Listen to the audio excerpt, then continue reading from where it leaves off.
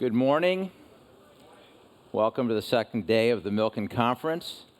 Hope you all had a good day yesterday and got a decent night's sleep. Because this morning, we're going to look at how we're going to map the future of all civilization. And we're going to do it in an hour. So we have a lot to cover. You will find that our guest this morning is really the ultimate definition of both. Basically, we don't know where we're going if we don't know where we've been, but what got us here isn't going to get us there. And we will talk more about that. Parag Khanna, who we are privileged to have with us this morning, has a very interesting background, which I think we need to know a little bit about to understand how he came to write the book that he did. He was born in India, but he grew up in the United Arab Emirates, New York, and Germany. He went to school at Georgetown, where he got a master's and bachelor's from the School of Foreign Service, and he got his PhD in international relations from the London School of Economics. Parag has traveled to over 100 countries, so when he writes about these countries, he's been to them. He's a young global leader with the World Economic Forum. He was an advisor to President Obama's campaign when he first ran. In 2007, Parag served in Iraq and Afghanistan as an advisor to the U.S. Special Operation Forces. Today, he's a senior research fellow at the Center on Asia and Globalization at Lee Kuan Yew School of Public Policy in Singapore. He is a CNN Global contributor. He is the managing partner of Hybrid Realty, a geostrategic advisory firm, and I can go on and on and on, but we are already running out of time.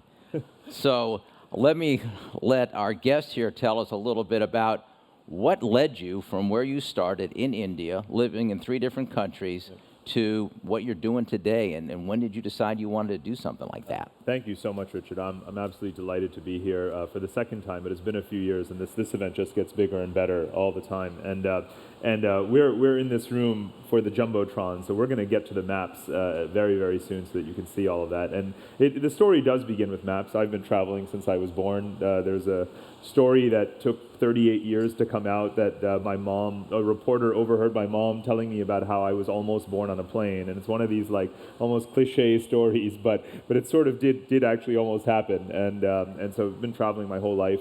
My father was with Tata Exports, which was a much smaller company back in the day, but it was positioned all over Africa and the Middle East, hence we lived in the Gulf and eventually wound up in the US. But I consider myself, to bring it right up to the inflection point of my life, and certainly in world history, happened to coincide, and it's the fall of the Berlin Wall. I was in the 8th grade, and we were living in New York, and my parents said, "You've got to just see this." So we got on a plane, and we went to Berlin. And I guess I was 12 years old, and there were ladders there lined up. The Berlin Wall was 20, 30 kilometers or even longer around. There was still, you could borrow a ladder from someone and a hammer and a chisel, and you could go up and chip away pieces at the wall. So I climbed up, I sat there, I took 30, 40 pieces in Ziploc bags back to all of my friends, and obviously that was a major awakening for me. And I was hooked to geopolitics. And by the time I got to college, there was a group of us who were, this is the early 90s now, and we realized that we were so nostalgic for the Cold War that we had no sort of, no participation in, but it was such obviously a momentous period, and we called ourselves the post-Cold War relics. And we always wanted to immerse ourselves in big strategic questions in geopolitics, even though in the 90s, it felt like a world adrift and there wasn't a clear sort of paradigm beyond unipolarity. So that's basically where it all began, and combining travel and research and scholarship is all I've ever done since. Well, you've now finished your 3rd book. Yeah. So why don't you tell us about the trilogy, Yep. and then tell us what Connectography is all about. Sure. So the trilogy began with a geopolitical book called Second World. That was my excuse to get Random House to pay for me to travel for about 2.5, 3 years to 40, 45 countries. So that was the geopolitics of emerging markets, looking at a world not from the standpoint of Washington or from Brussels or London or Beijing or Moscow, but from the standpoint of every other country that they're competing over. So telling the story of the emerging multipolarity from their point of view. That fits into what you'd call a sort of a structural paradigm. It's mostly about states and traditional interstate relations. So fairly conventional, but just told from a ground-up kind of perspective. Then the sequel to that was How to Run the World. That was actually my PhD adapted into a book. And that was about how the world today resembles the Middle Ages a lot, because you have a multi-civilizational, multipolar world, which hasn't existed for many centuries, in which you have, across the world, you have powerful civilizations, empires, but you also have this very complex layering of cities and empires and nation states and non-state actors, and they're all competing but all cooperating in these new kinds of diplomatic constructs that I called mega diplomacy. So the Connectography, which brings us to the conclusion of the trilogy, is sort of the meta pattern that ties it all together. It updates all of the stories and experiences from my travels and brings them in, but it looks back at a much larger sweep. And what I say in this book, the arc from the phrase, geography is destiny, which we've all been raised and taught to believe since we were children, is now becoming replaced by this new adage, which I say connectivity is destiny. And I use infrastructure as the lens to explain this transition. I say, the dumbest bet anyone could have made in the last 5,000 years is to bet against globalization. You could have said during the Crusades or the Plague or World War I or World War II or the Depression or the financial crisis, all the time we hear globalization is going to recede, globalization is going to unwind, globalization is going to retrench. It's a perfect sort of, it's a poignant issue to be talking about right now, because that's the sort of prevailing narrative today. And yet it's completely wrong, because if you understand globalization as our capacity to be global, not just is the rate of trade growth decelerating at this point in time? What about the retrenchment of FDI and portfolio capital as a result of rising interest rates? If you look beyond just the 1 year, 2 year thing, that's obviously quite volatile. If you look at our capacity to be connected globally, it's beyond staggering. And so if we, this is my Mike Milken moment, everyone. Can we go to slide 2? Of course, he can memorize 250 slides and what they relate to. If we can just do slide 2, though, great. So this is an image taken from the very beginning of the TED Talk I gave a couple months ago, made by Autodesk, the amazing sort of 3D design graphic visualization company. It's not just a pretty picture. This is all of the world's highways and railways, oil and gas pipelines, electricity grids, and internet cables on one map. And this is where we stand today. And it's just the beginning of this global connectivity revolution in which we invest so massively in these categories of infrastructures that we are wrapping them around the world. Again, transportation, energy, and communications, like a ball of yarn. And already the total length of these infrastructures far massively supersedes the length of international borders of any kind. And we're just beginning. So if we go to slide 3, it's such a real-time process that we've created this thing called a connectivity atlas, where you can go online and look and track and see region by region and toggle in and out of different categories of infrastructures to see the mega projects that we are implementing as we engage in what I call topographical engineering. We are topographically engineering the planet. When you hear about the Anthropocene, right, this idea that man has this profound impact on our Earth's geology and climate, this is the result of planetary urbanization and building all of this infrastructure. And we're spending more and more and more on it every year. We can just put up slide number 4 and leave it there, and then you'll get a sense of where we're going in terms of global expenditure and how this is a pattern that really begins in the early 20th century with the rise of the U.S. as the world superpower, the rehabilitation, the reconstruction of Germany, World War II, and then the Asian miracle, and through China and its massive infrastructure investment. So we're moving into a situation where we'll spend 3 to 4 times as much per year on infrastructure as on defense. And I think that's going to be sustained for quite a while, irrespective of the financial troubles that many countries face today, simply by virtue of urbanization and overpopulation.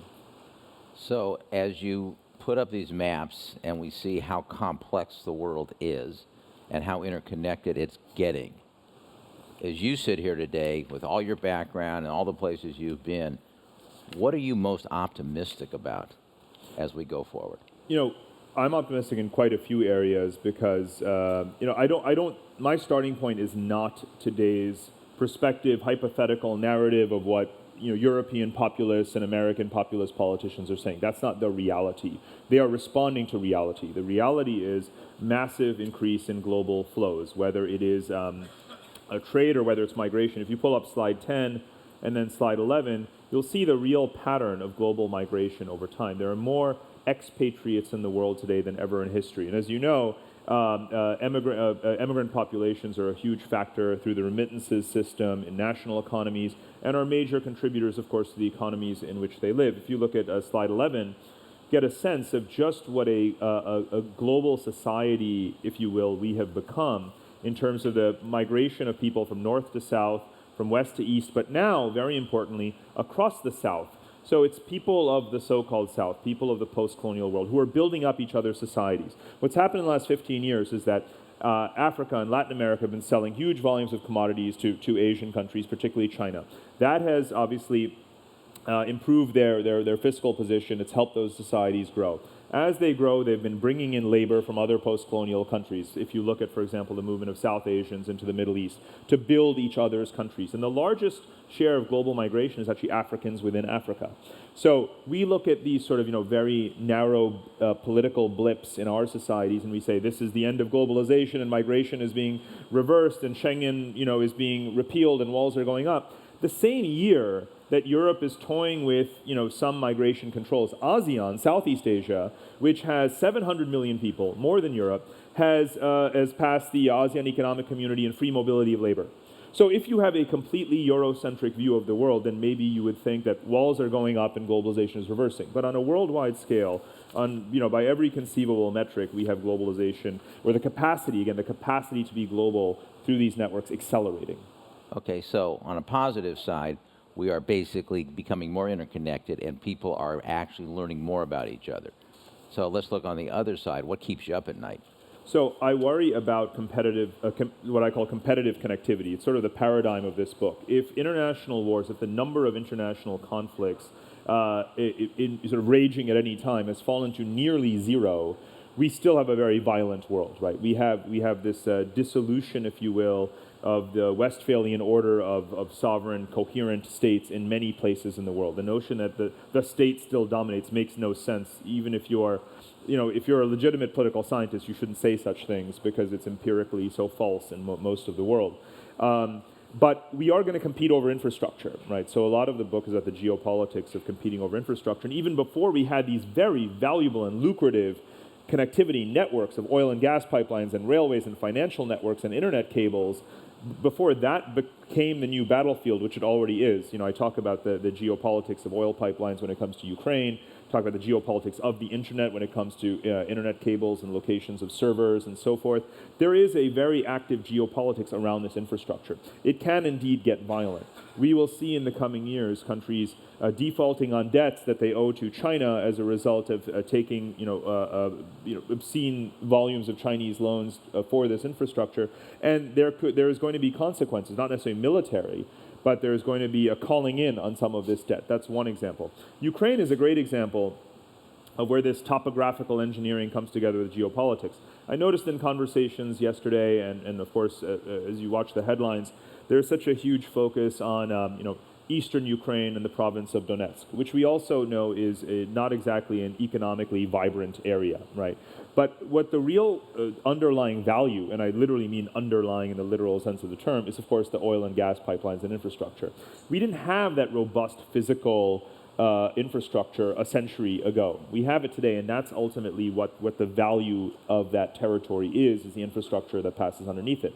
Then it's also very, very geopolitical in the traditional 19th century territorial sense that we think of when we talk about geopolitics, because what Russia did was to lay these landmines across the isthmus that connects Ukraine very loosely to Crimea, blocking Ukraine's access to Crimea, and now it's completing a bridge over the very narrow Strait of Kerch that will connect Russia directly to Crimea.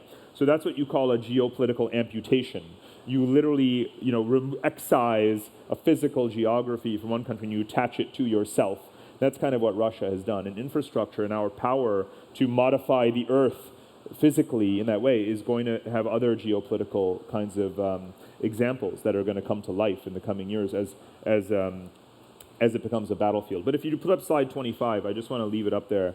We can talk about, I think people I don't want people to come away thinking, great, we live in a totally networked world, and it's not just the internet, it's also all of these other resource transfers that we have. This is very, very geopolitical in the sense that countries are altering their strategic calculus on the basis of the fact that they are connected to their own rivals. We have to at some point graduate from the notion that history just repeats itself and we're back in the 19th century just because Putin is an aggressive guy. We have to appreciate some kind of evolution that this supply chain world, as I call it, of integrated infrastructures has brought about. So what I did was I said, okay, we started this conversation looking at 1989. It's been a quarter century since the fall of the Berlin Wall and the collapse of the Soviet Union. There have been 9 major wars that have been predicted since then. I've been watching every single one of them, right? It's become my job to cook up scenarios. I wish I was a fiction writer or writing screenplays. But all the wars that we've predicted. Now, wars have broken out that we have not predicted. We're very bad at predicting wars. But here are 9 that we predicted and haven't escalated into World War III. If all of you were around in the early 1990s, surely you remember people saying that Taiwan is going to be the next World War III. Surely. Then China, Japan, right? We have the Prime Minister of Japan going around in 2014 saying this is 100 years after the outbreak of World War I, it's going to happen here in Asia. 9 times in 25 years we've said World War III is going to break out. 9 times it hasn't, and very often the result is because this new calculus that leaders have because they're so integrated. But as we're looking forward now, you talked about the Cold War, and obviously the Cold War was before you were born, and I guess a lot of us. No, I was born in the late 70s. Basically. I have a but you weren't paying vague attention recollection. until the wall fell in Berlin. I wasn't in charge. So we'll fix that. Well, I was going to say, if you're in charge now, we can have a whole different discussion. But a lot of us do long for the Cold War because the Cold War, it was so simple. We knew who our enemy was, and we knew what their motivation was, okay? Today, we're not so sure who they are, where they are, or what their motivation is, or if we know the motivation, we don't understand it. Yep. So, let's talk about this from a geopolitical point of view. Let's talk about when I sat here yesterday when Admiral Mullen was in this room talking about the 2 things that he's concerned about, or the 2 areas he's concerned about, are Russia and Putin and Iran. And what's going on there. Okay. How do you respond to that? What is your concern about what's going on in Russia, and how do you see the future of the world's relationships with Iran? I note Iran here on this slide as well because over the last 5 years, or some could say 40 years, but there's been this enormous tension, hostility between the West and Iran. And we've been predicting again many times. If you recall the last presidential election, it was every 3 months some columnist or someone was saying, now is when Israel is going to attack. Now is when there's going to be a strike. Now is when this is going to blow over. Now and right now as we speak, there's a proxy war going on, in Iraq between Iran and Sunni powers. This is very much like the 1980s, actually, if you think about it. Iraq once again as a sort of battlefield, and so there is volatility. Of course there is. There's no denying it. But Iran's opening is certainly a restoration of a natural pattern of its regional connectivity. You pull up slide 23. I don't have one that zooms in right on Iran, though in the book I do. Actually, you know what? Go to slide 30, because there you can see, Iran's geography is not exactly as a country that can be so easily isolated, right? And when I was working with special operations forces in Iraq and Afghanistan with the gentlemen who were on the stage yesterday, whom I admire profoundly, to say the least. The American public treated Iraq and Afghanistan, which we had to shuttle between, as if they were 2 different wars in 2 different parts of the world, and one's sort of going well and the other is going terribly. If you were out there, or if you look at a map, these places are not so far apart. Only one country connects those 2 or separates those 2 theaters of conflict that we thought about as such different trajectories of conflict and commitments of forces, and that is, of course, Iran. So it's being restored as a heart of the Silk Road. I had the interesting experience of going to Iran last year, 10 years of effort, to get a visa.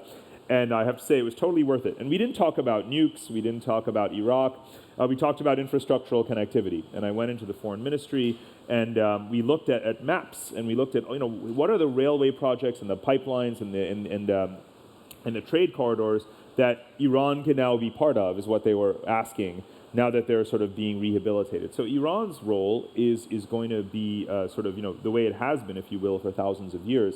And this is, in a way, a map that proves it. I know, in fact, we wanted to talk about what is China doing? And as you know, as soon as sanctions were sort of formally, I should say semi-formally lifted in January of this year, Xi Jinping was one of the first people to travel there. Prime Minister Modi of India is about to be there later this week. Droves of European business people are going, and so on. They all want to get in on that market. So again, from a geopolitical standpoint, we said war with Iran, one of those predictable, inevitable wars, has to happen. And instead, we see everyone is rushing into what they're calling the last great emerging market.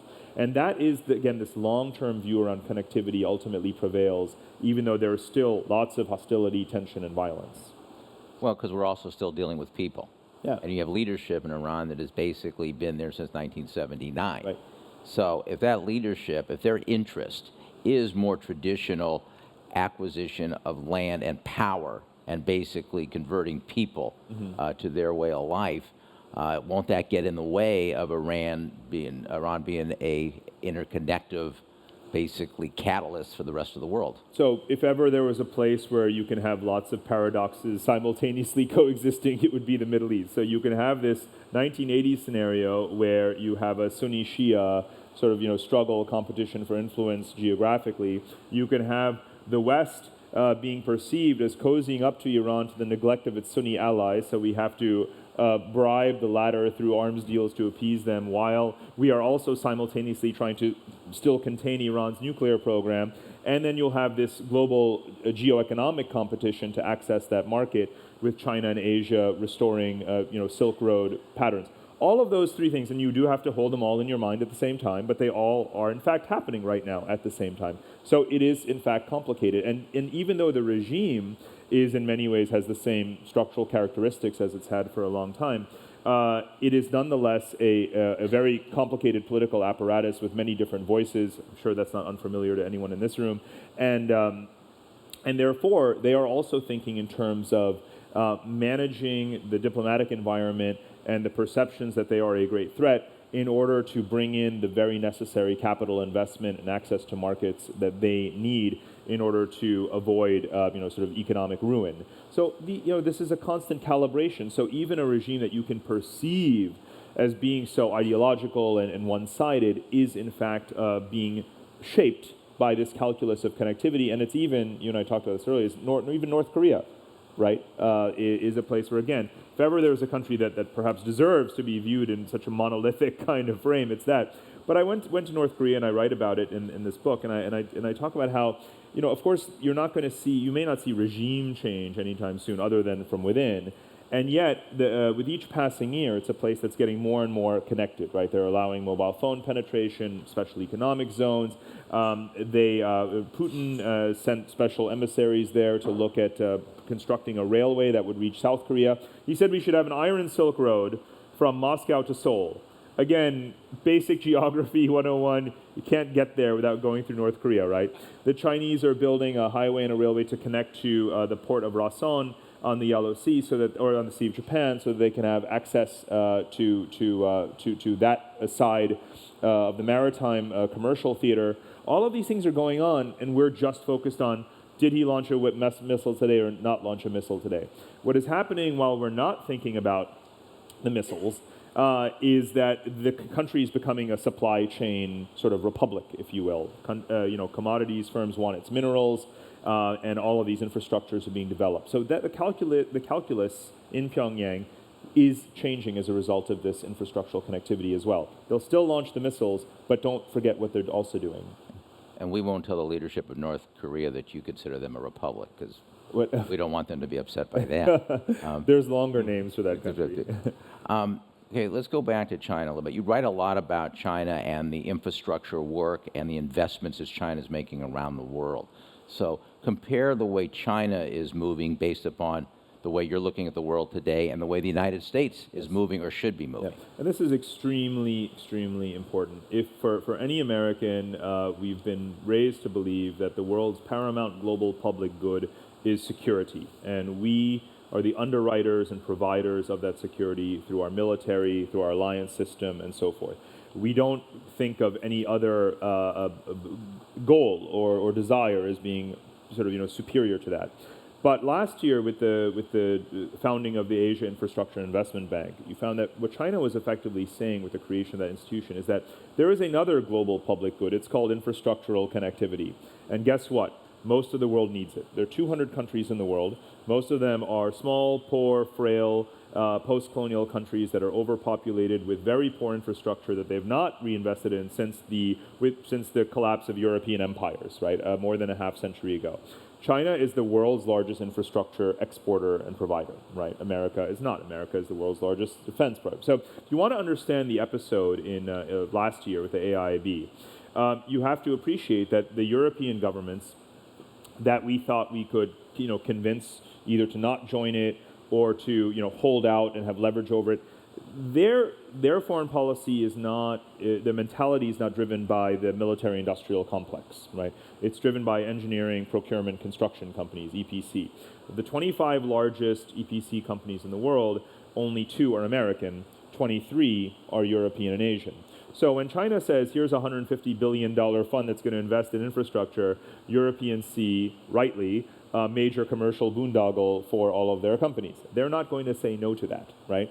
So, the diplomacy around that was fairly badly misplayed. So on this map, you have, again, you won't see this map anywhere else than in this book, by the way, because we painstakingly constructed all of these to physically project the proposed infrastructures that have been put forward by the Chinese government, by regional governments. And so this is what Eurasia could look like in the year, let's say, 2030. This is all the oil and gas pipelines, electricity grids, hydrological canals, railways, you name it. And this gives you a sense that the Eurasian continent, another geographic artifact that we're taught when we're children is that Europe is a continent and Asia is a continent. Last time I checked, that's not exactly geologically accurate, right? Eurasia is the world's largest continent, and even before it becomes fully knit together through these very, efficient infrastructures, Europe is almost trading as much with Asia today as it is with America. And of course, we think of the transatlantic economic bond as being, the sort of premier and most stable commercial relationship in the world, not to mention cultural and historical, and no doubt it is. However, as Eurasia knits itself together, just how much, imagine how much the volume of trade and financial flows are going to increase across the Eurasian landmass. And that's what this map really demonstrates. So this is how China goes about and it does it in a way that everyone welcomes because everyone wants that new infrastructure because they need it. It's not something that can be contained, right? You cannot contain a grand strategy premised on infrastructural expansion when all of the client states actually want it, right? You cannot proxy maneuver in these traditional Cold War kinds of ways around this. Let me give you, if you go to slide 32, please. Am I doing this Mike Milken thing well? Very well. I do have the cheat sheet. I think with him it's all in his head, so he is the master. But that said, there's a long part of the book that looks at how China does it worldwide, right? Because it's so easy to say, well, they've only got one aircraft carrier, and now they've got X number of nuclear weapons. Well, on that, pop quiz: how many nuclear weapons does China have? Exactly. You have no idea. In the Cold War, you surely knew how many nukes the Soviets had and how many we had. China didn't become a superpower by building its nuclear arsenal, right? It became a superpower by becoming a supply chain superpower, right?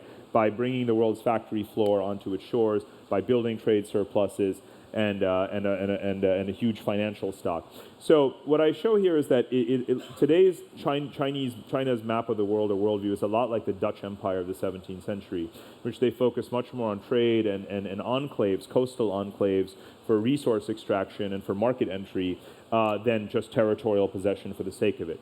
And on the lower left side, you can see the expansion of Chinese special economic zones that are being developed around the world as they actively offshore some of their own manufacturing capability in textiles and other areas to Southeast Asia and to Africa in joint ventures. And then, of course, on the left-hand side, you can see more for you, it's, the right-hand side.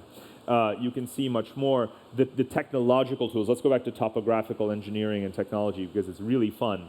The CNOC 981 is this mobile towable oil rig that allows CNOC to go into the sensitive and disputed waters off the coast of Vietnam within its exclusive economic zone, and explore for resources and then pull out as the Vietnamese protests sort of ratchet up. We didn't have these kinds of technologies like towable oil rigs that have dynamic GPS-guided positioning systems so they never have to anchor or touch or connect to the floor of the sea. They didn't have that in the 17th century, right? So with technology, you have to play around with. So the concept of mobile national sovereignty, which is a phrase used by the chairman of CNOC in China, you couldn't have used the phrase, this is our mobile national sovereignty in the 17th century. It's a 21st century thing.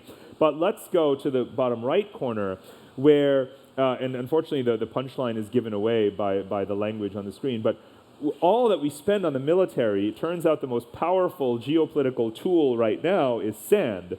The most abundant element in the Earth's crust, the silica, is being used to dredge up sand and build up these islands, from atolls into islands into installations in the South China Sea, so that while the de jure legal negotiations are being arbitrated, indefinitely, although there might be some ruling that comes out of The Hague even this month or next month, generally speaking, this is how you use technology to build de facto authority over territory while the legal maneuvering goes on. And it's hard to contain sand dredging or towing of sand from different places. And this, it's not something that you necessarily attack, militarily because it's being done. And these are some of the ways in which the tools of technology and the new infrastructural and financial networks that are available to powers today are used for geostrategic purposes. And if we're stuck in this 19th century mentality, we're going to miss all of this, because this is the present and the future.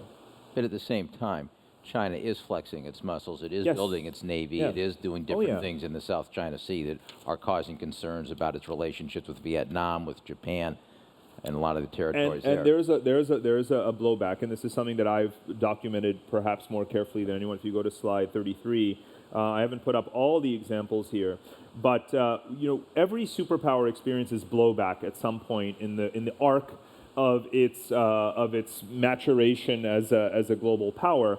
And what's happened with China is that it's had to learn a lot more quickly. I remember when The Economist ran a cover story with Chinese soldiers on horses marching across Africa, and it said the new colonialism.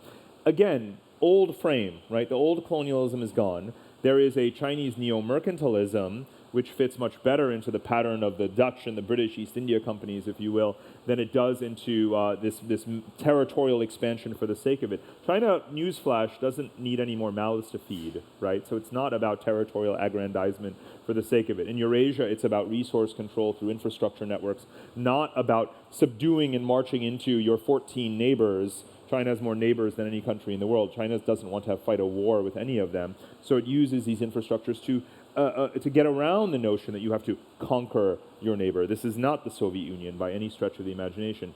Anyway, in the arc of superpowers' learning process, whether it's European empires that took centuries to experience the backlash in Africa, in the Indian subcontinent, China has learned in 15, 20 years what happens when a client state perceives you as having an unfair trade deal or bringing in too much of your own labor, or perceptions of being too heavily indebted to China and so forth. And so you have this blowback around the world. So in the book, I track all of these examples from Zambia to Nigeria to Kazakhstan to Mongolia to Myanmar, all of the countries where that are getting a bit sort of sensitive around this and skittish. The problem is, this is very important for American Western strategy, is that you have to put your money where your mouth is. You can't just say to small, weak commodities exporters who depend on China for 80% of their exports and 80% of their foreign investment, you shouldn't do business with China. We don't really like that. Their standards are not so great, right? And this may perpetuate corruption in your society. You have to say, well, how can we substitute for or compete with China? Or if China is building a major infrastructure project, which is not obviously something that Americans can do in a cost-competitive way, what are the things that we can provide and sell on top of that that are going to shape the governance of those infrastructures and the modernization of that society? But, of course, when you take the Myanmars of the world, we champion their democracy movements, but then we don't come in with the money. We still maintain all of these sanctions and blacklists and so forth. And obviously, we need to use whatever tools of leverage we can, but we are very risk averse. And if you're risk averse, you're not really going to be able to have a significant impact on these very frail and risky countries. whereas China is willing to take those risks. So let's bring it back to the United States then, basically. We have in case you haven't noticed, there's a presidential election going on this year. I heard something about basically. And so I do note that you were an advisor to the Obama campaign back the first time he ran. If you were advising any of the candidates today as to what they should do if they became president, okay, to better position the United States in the New World Order that's not being done now, what would you be recommending? Sure. I mean, I think that, other than obviously the short-term things, on day one, you don't inherit a clean slate. You inherit a mess. And that's what happened with Obama, and that's going to happen to the next president, and probably the president after that. We can't have any illusions about the transfigurative power of any one individual coming into the White House, no matter who she may be, to use the operative sort of a gender pronoun from yesterday's conversations. That said, I like to think in terms of the 3 or 4 main strategic thrusts and approaches, and they all relate in some ways to connectivity. The first is the military alliance system. Of course, we need to reassure allies. That is what we are doing, whether it's in the Middle East or whether it's in the Far East. But we're not conveying, and what matters more than what we say we're doing is how others perceive what we're doing. Looking at things from the other point of view seems incredibly difficult for people in Washington, which is why I'm an expat. It's a lot easier when you spend most of your time traveling. But it's fairly easy to see when you're in Asia that what we're doing right now is perceived as just this sort of alliance maneuvering and maybe even talking about containment and so forth, but we try actively not to talk about it. But what we're not saying is we want to create a security umbrella, the likes sort of along the lines or the same attitude that was there during post-war Europe, so that this peaceful integration between all of the major powers could sort of gradually take place and evolve. The analog today would be, we don't want to contain China, but we want to have our presence but then encourage a lot more diplomatic interaction, conflict resolution, and new institution building, so that Asia develops its own security architecture and we don't have to be an offshore balancer for the next 1,000 years. And that is not being properly telegraphed, it's not a way of saying, let's just withdraw and leave and you sort it out, saying, we're here, but we want to see a lot more a diplomatic institution building in Asia for Asians. And that's not happening yet. The same thing could be said about the Middle East. So that's one. Move away from this offshore balancing mentality towards that security umbrella and allow institutions to develop attitude and get very actively involved in it. The world still very, very profoundly needs the United States for certain things, and I hope that the next administration can focus a lot on them. The first, another one besides the security umbrella is financial stability, right? I mean, it is obviously true that the financial crisis may have tarnished people's image of American sort of variety of capitalism, but America's capital markets, America's role in global finance for a source of global liquidity and of the dollar is still very, very important. So the transparent and predictable provision of that liquidity is an extremely important grease for the entire world economy. So we have to continue to play that role in a stable way. So that's very important. Another is technology, right? The whole world wants American hardware and software goods. It just doesn't want the NSA backdoors, right? So if we can continue to provide all of those abundant and increasingly affordable technologies to the world, that's going to be an extremely important way of keeping America connected to the world in a way that, of course, the world is very, very grateful for. And the newest one is energy, right? Because since we last spoke, America has become the world's largest energy hydrocarbon provider, and we now sell. We're shipping LNG to Europe to help bail out the Baltics. American oil has now arrived in China. 10 years ago, I'm sure at the Milken conference, someone was presenting about peak oil and the coming resource wars and how China and the US are going to be battling it out in the Middle East for oil and gas and in Africa for minerals. Where did that go? We are selling oil to China. We are part of China's energy security strategy. Again, connectivity, right? Technology coming together to change the geopolitical calculus. So unlike Saudi Arabia and Russia, the United States can be the foremost, most stable, predictable supplier of hydrocarbon energy, both east and west across the Pacific and Atlantic for a very long time to come. And so Congress's decision in December to lift the 4-decade ban on energy exports will prove to be a very, very positive strategic decision. We hear a lot about the infrastructure. Your book, a lot, it's about infrastructure of the United States. Our railways, our highways that are being neglected. Is that something we should be concerned about? Well, of course, and I think plenty of people just lament our crumbling infrastructure, and I've done that as well. I would say going back about 10 years, I've been complaining about this. So I finally decided to do something about it. If you put up slide number 20. Did you see how he did that? Just like Mike would do it. You see how he just, as he was talking, found slide 20. Go ahead. High praise, thank you. So this was adapted from the book and published in the New York Times 2 weeks ago. And what we did is to take Joel Garreau's notion of the 9 nations of North America and take the kind of 7 natural economic geographic clusters of the United States, superimpose on that the Regional Plans Association's sort of vision for the urban archipelagos, as I call them, these major white, densely populated commercial and financial centers, demographic centers. And then the black lines, which are a little bit lighter and vague here, but you can see the high-speed rail networks, freight rail corridors, major highways, the long-range internet trunk cables of the United States track to those black lines as well. And this is what we call the United City-States of America. You can think about the inefficiency in each of the major regional economic zones of the United States as a result of not being better connected to each other. So shale energy resources that are going to China are being shipped through the Gulf Coast and the Panama Canal. How about some connectivity to the Pacific Coast, right? Kind of obvious. The food demand in the Great Lakes is growing, and yet the food production in the Great Plains is so inefficient. So even within regions that are proximate to each other, across state boundaries, there's a competition of race to the bottom to get low-wage Korean automobile plants. But if these states were to work together, you could make Kentucky and Tennessee and so forth, and North Carolina into major centers of advanced automobile parts and advanced manufacturing. So these kinds of cross-border complementarities and synergies within the United States itself really need to be the future of how we think about our geography, not just the 50 states. The 50 states are great if you want to win delegates and win an election. It tells you absolutely nothing about how to build a competitive economy. If you go to slide 19, you'll see how it's being done in China. You look at these clusters of megacities, all of which have sufficient numbers of people that they can have a larger share of services than manufacturing in their urban GDP, which means that they're more economically resilient to a manufacturing demand shock, right? There's a chapter in the book called Detroit versus Dongguan, and you can see how this is played out in the United States, where a city was very small, Detroit, versus southern Chinese cities.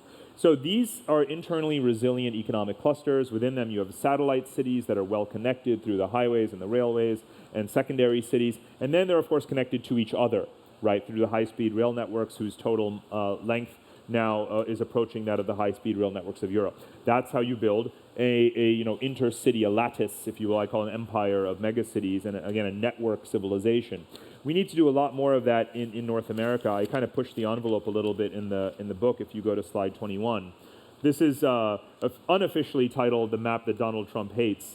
And it's the map of all of the North American connectivity across boundaries. I mean, how much does the 49th parallel really matter when you think about the freight rail corridors, the electricity grids, the gas pipelines, and of course the trade volumes across the U.S.-Canada border, and then the U.S.-Mexico border, where of course any smart investor is rushing in to capitalize on this, this fast-growing economy. We've been investing now in the liberalization of their energy sector. Automobile manufacturing is of course growing there with American investment, but it's also creating jobs in automobile parts supplies here in the U.S. What this is meant to show, in fact, the whole argument is meant to show that supply chain integration is mutually beneficial, and if we think about things only in terms of nationality rather than also the geology, the potential for this geological integration of North America to make us more strategically powerful, if we continue to think in those conventional political geographic terms, we'll miss all the benefits of connectivity. Right. maybe we should break up the electoral college and the way we basically elect presidents. We could probably do it a lot shorter and spend a lot less money, but that's a subject for another panel. Or another book that I'm not going to write. Okay. I do want to open it up for questions that any of you have, so why don't we do that right now? The one area we haven't talked too much about is Africa, which is a huge growth area, but do we have any questions out there? Yes, in the back there. Someone will bring you a microphone. Thank you. Hi, thanks for coming. What do you read on a daily and weekly basis? Where do you like to get your information from? I get asked that question a lot. I mean, first and foremost, I'm traveling, so I'm just picking up whatever whatever the currents are in a certain place. But I think we all suffer from information overload. We don't get to sit back with tea and a croissant every morning and read through the entire New York Times, the entire Wall Street Journal, the entire Financial Times, and then the full Economist. So I've moved towards this kind of totally digital model of alerts. I set up lots and lots of alerts on Google Alerts on topics, lots of listservs and newsletters, from the major publications. Just everything to my inbox, my email, even Facebook messages and other things, just get it all forwarded to one place, and as you have time, you just work through it. And that at least helps you see not only what's happening in the world from a day-to-day level, but obviously these things are structured to bring in, whatever good analysis there is. A lot of discussion groups and listservs are a great way to hear what smart people are saying on a given issue, so I've joined quite a few of those. And that, of course, creates its own information overload in its own way. So this contributes to having, whatever X hundred number of emails every single day, but at least it's all in one place, and you're not running around looking for, some newspaper or something. I feel like I get pretty much, if something interesting was said about an issue that I'm interested in, chances are it's in there in my inbox somewhere. So that's what I do. To each his own. But I take it you're also interested in reading people that don't agree with you, who you consider it's not smart. about who you agree with. It's not even remotely about that. It's issues based. It's sort of global finance, or whatever the case may be. It has nothing to do with opinions. I don't believe in this notion. We haven't talked enough about sort of digital technology, but this notion that we all once lived in a world in which you had access to just enormous volumes of information from the whole world. Meanwhile, you had 3 television channels on your evening news. Give me a break. I remember this. And yet today, there's this accusation that we all live in this filtered bubble and we only listen to people who are. That's complete nonsense. You have access to all the information, opinions that you want, and I, for one, don't filter in that way, and nor should anyone else. So, okay. Anyway, yes, back there. Hi, my name is Maria Pineda, and I would like to ask you, what do you think about the possibility of integration and better connectivity within the Americas? You have made a very nice case for North America and NAFTA, but everything below Mexico seems to be still fragmented, and there is not apparently a lot of interest from the United States to integrate substantially at multiple levels with Latin America. You have made a wonderful case for the integration of Eurasia, Right. and that is obvious. So what about our continent? Right. And one would think it would be a lot easier. South America has 13 countries. It doesn't have the same degree of sort of cultural diversity that regions like Southeast Asia have, and so forth. But it has, in a way, a very complicated topography, in the sense of Latin America being South America in particular being very urbanized in coastal areas, and therefore societies being quite disconnected from each other despite their linguistic, and cultural commonalities. But there is efforts going on. I have a short section in this book called, the South American Union, but there's a question mark there saying, can this Highway of the Americas and all of these other kinds of projects that are going on, even in the electricity sector, for example, can they contribute to a more integrated South American continent? So I hope that things will move in that direction. Obviously, given what's happening with the commodities sector, it's going to be very difficult to make those investments now. Brazil has not exactly been a role model of how to invest counter-cyclically, and nor has Russia, for that matter. And I think that's obviously hugely problematic. So now you have higher growth rates in the Pacific Alliance countries, from Mexico to Chile, of course, than you have with Brazil, which is in recession. You even have a larger aggregate GDP, I believe, among the Pacific Alliance countries, including Colombia and so forth, than Brazil. So when we think about Latin America, we should actually not just be thinking about Brazil. And those are also the countries that are very interested in the TPP trade agreement because of their growing ties across the Pacific. And more broadly, a final point is that, again, the American view of it. And this is something I've been arguing for a long time. I wrote a piece once titled, "Look South, Not East." And it was saying, Washington just ignores all of Latin America, even though in very traditional geopolitics, you actually think in terms of hemispheres, longitudinal hemispheres. How can you, at any given time of year, have sufficient food production that's close to your, that's within your potential sphere of influence? And the U.S. actually in the 19th century thought this way, in the late 19th century, but now we sort of ignore Latin America, sort of, I think, to our own detriment. And that's kind of what this map is about, extending it further south and saying, Latin America is one of the most, most biodiverse sort of richness of any region in the world, and we don't sufficiently collaborate with Latin America. Thank you. Yes, over here, sir.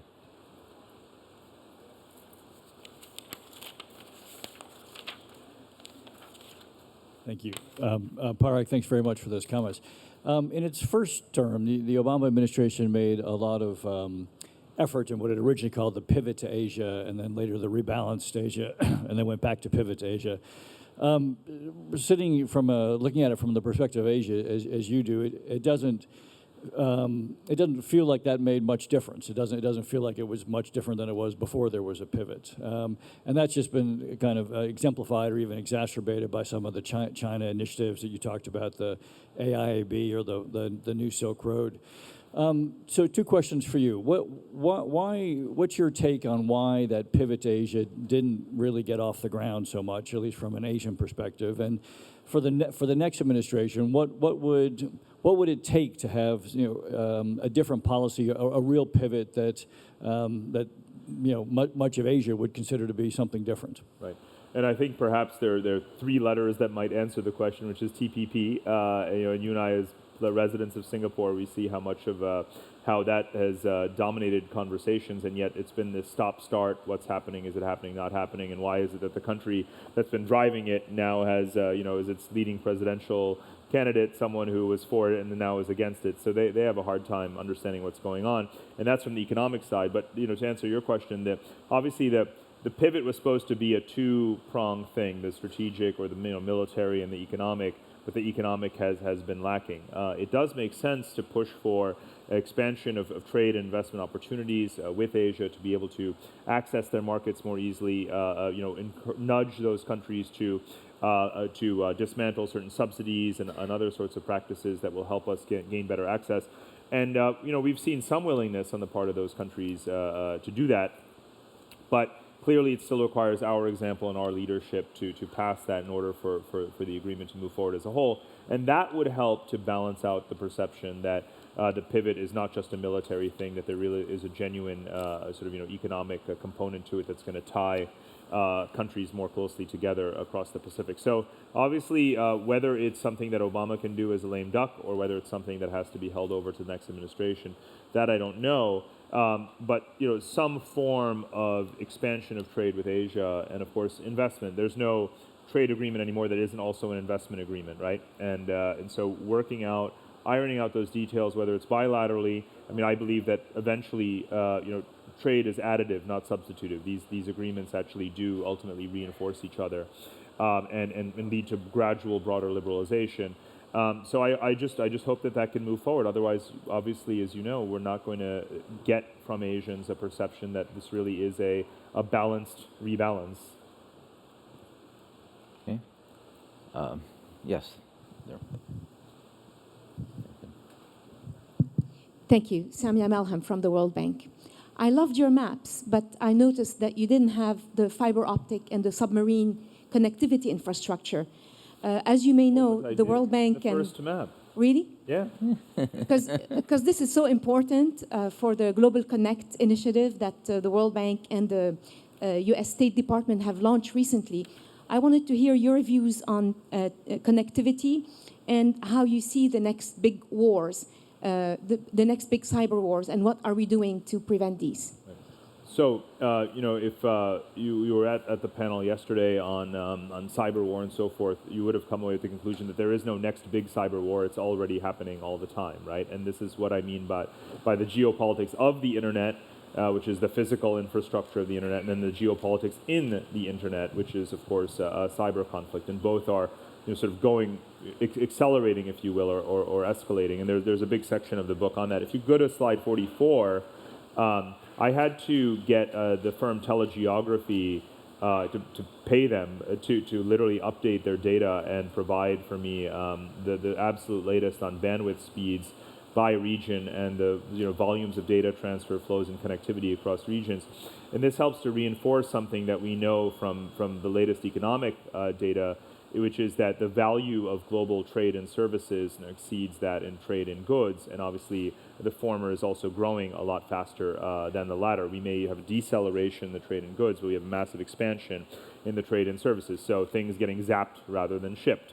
And this also helps to show another argument that we have ever better data for, which is, of course, the increase in productivity and GDP gains from digital connectivity in different societies. So, what happens when you move from 2G to 3G to 4G, when you get the internet cables hooked up to a country, and when you have greater mobile phone internet penetration. If you go to slide 45, this is another one from the book. This shows you the number of users that have internet access in a country, but also the percentage of the population that has access. So you can see, even though China and India are massively inflated, and these are called cartograms. It's a very fun mapping tool, and the World Bank actually is a wonderful sponsor of cartogram development that I have found extremely useful.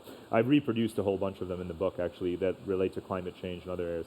But you can see how much more benefit is left to be invested in. So in the same way that the World Bank was bigger into the other kinds of infrastructure, such as transportation, energy in the 1960s, and started to move away from that, I think the new focus on digital connectivity is also extremely important, and I applaud the bank and, of course, all the private sector entities that are making those unilateral investments in technology infrastructure. The world's telecom companies, the world's internet companies, that talk about the next 3 billion, Google and Facebook, that the whole telecommunications internet set of companies, they are infrastructure companies as well, right? They spend a combined several trillion, Vodafone and Google. It's everything across that sector that spends a collective, trillions of dollars over a 10, 15-year period wiring the world. And they're obviously compensating, if you will, for some of the market failure in terms of governments not investing sufficiently in any of these categories of connectivity.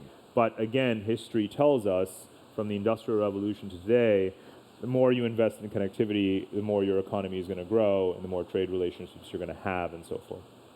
And how do you counter the argument that a lot of the candidates are making today that by basically moving forward, we're sending jobs overseas, we're eliminating jobs through automation, and how's that going to affect employment and structural unemployment in this? I have a few answers to that. First of all, I hear all this scapegoating of China, Mexico, and so forth, and what I don't hear is blaming our own government, our own lack of economic master planning when it comes to knowing fully well, as we did, as all advanced Western liberal industrial societies did 10, 15 years ago, that jobs were being outsourced. You remember John Edwards' presidential campaign of 2004, he was talking about the need for worker retraining programs. Well, where's our American worker retraining program, right? But the Germans did it, the Koreans did it, the Swiss did it.